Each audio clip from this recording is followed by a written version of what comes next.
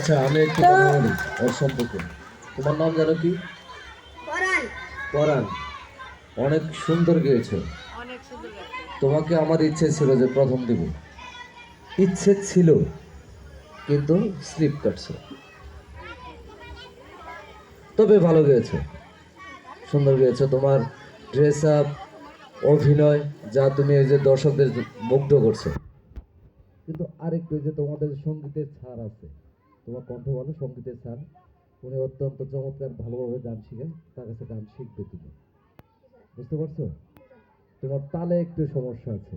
দর্শক হাতে তালি দিলেও কিন্তু আমি তোমার গানে হাতে তালি দিই নাই। তোমার নাচ ভালো, গায়কি ভালো, অনেক ভালো। একটু তালটা রাইট করবা, তোমাকে ঘাটাইল উপজেলায় কেউ তোমাকে পিছপাও করতে পারবে না। হ্যাঁ, ওকে, ধন্যবাদ।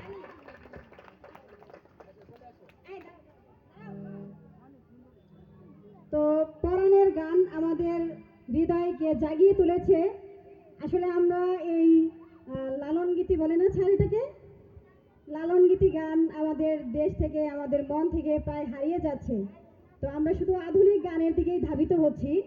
আশা করব আমরা যেন আমাদের লালন গীতি, আমাদের হৃদয় ছোঁয়া গানগুলাকে আমরা আমাদের হৃদয়ে জাগিয়ে তুলি এবং এগুলো প্রচলিত থাকে।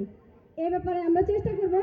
এবং পরাণের গানে খুশি হয়ে আমাদের বিদ্যালয়ের সহকারী শিক্ষিকা আমিনা ম্যাম ওকে একটা পুরস্কার দিয়েছে, সেটা আমি ওকে দিচ্ছি। এটা জাস্ট আনন্দ, মানে সে খুশি হয়ে দিচ্ছে। স্যার অনুমতি দিলে আমি দিতে পারি।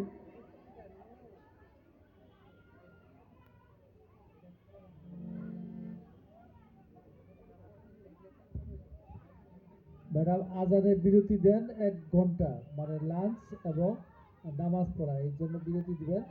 জাস্ট দুইটাই আমাদের অনুষ্ঠান শুরু বলে দেন।